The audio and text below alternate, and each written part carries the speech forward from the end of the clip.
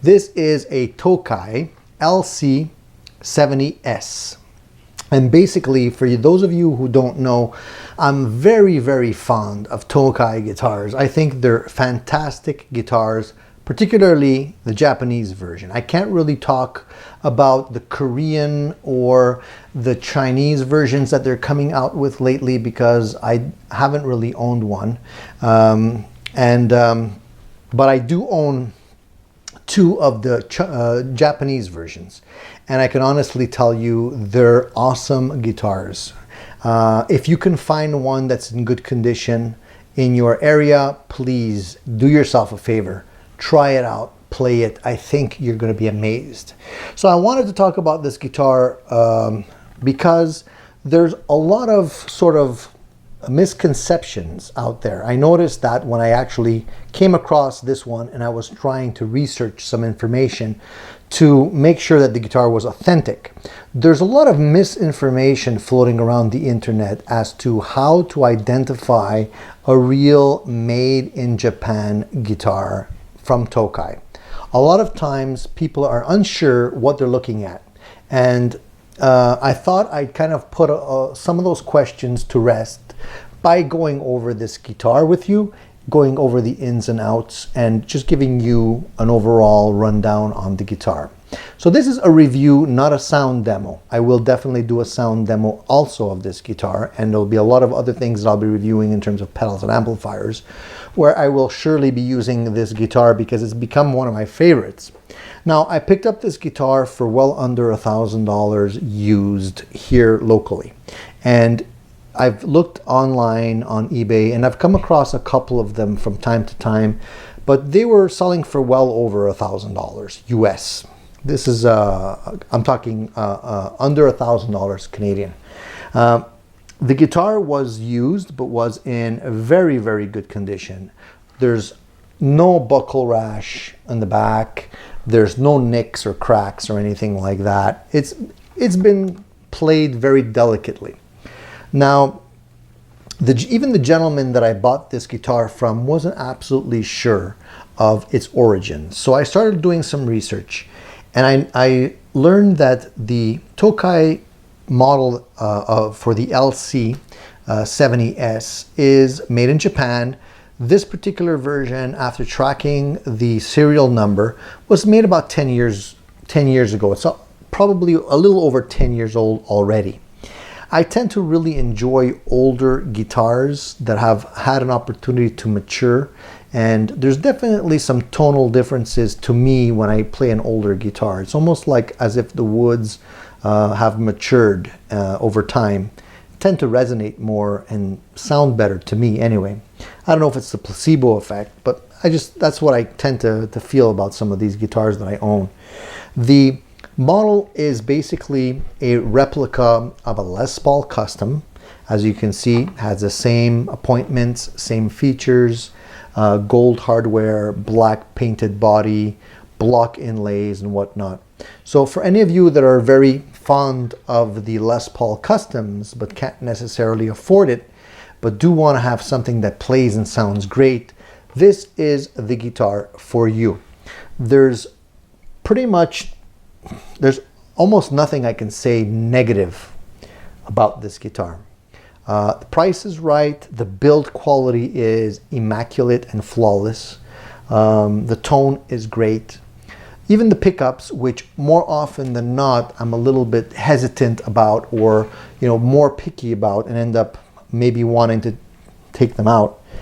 I had a feeling that I might want to do just that with this guitar before I bought it and played it, but after playing the guitar, I actually do like the sound of the pickups quite a bit.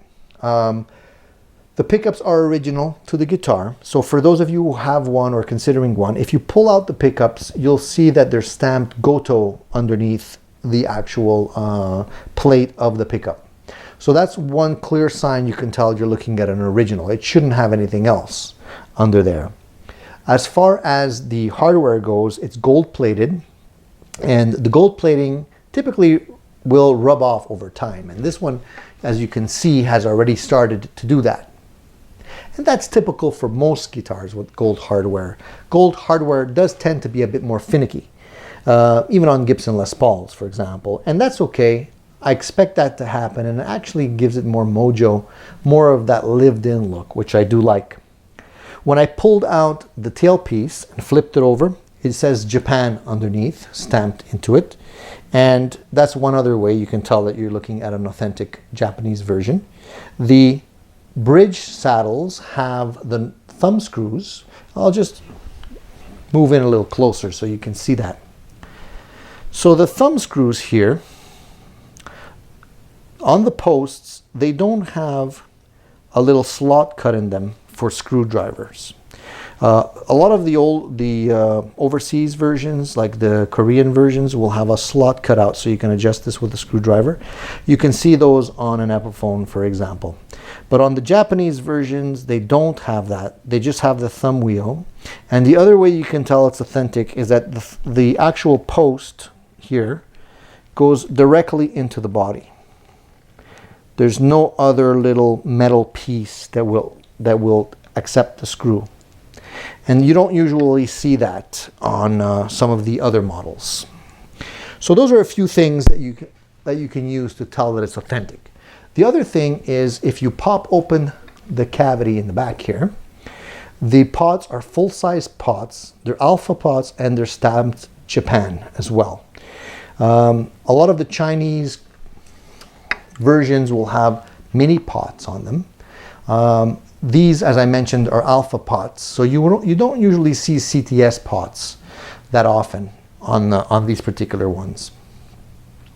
Other than that, as far as the neck goes, so the neck is rosewood and it has block inlays, typical of what you would see on a Les Paul Custom. The frets on them are medium-sized frets, and one of the other things that you can see on a Japanese version, and here I'll zoom in again, is that the binding goes over the frets. You can see that there. Now, you will rarely see that on Chinese guitars because it does require more precision, more labor, more time. That doesn't mean that other Tokai guitars will all have that. My other Tokai guitar does not have the binding going over the frets like this. But on this custom model, it does have that. If we move on, the nut here is a bone nut, not a plastic nut. And if we go further up, we'll see that the truss rod cover has 2 screws and not 3 screws. And that's typical of a Japanese Tokai. The Chinese version usually have 3 screws on the truss rod cover. The binding goes all the way up onto the top of the headstock. So it's a 3-ply binding, very neat, very nicely cut. No sloppy joints or anything like that. It does have a fleur-de-lis inlay as opposed to a diamond shape inlay. And it does have the open book style headstock, as I mentioned originally. And the tuners, which are also gold, say Japan on them. The serial number is stamped into the wood, and on this particular model, the serial number will start with 99. And it's a 1, 2, 3, 4, 5, 6, 7-digit serial number. So if yours has anything other than a stamped 9-digit serial number, you might want to check further to make sure that it is authentic. There's nothing else that says Japan. There's no Japan written on the back here.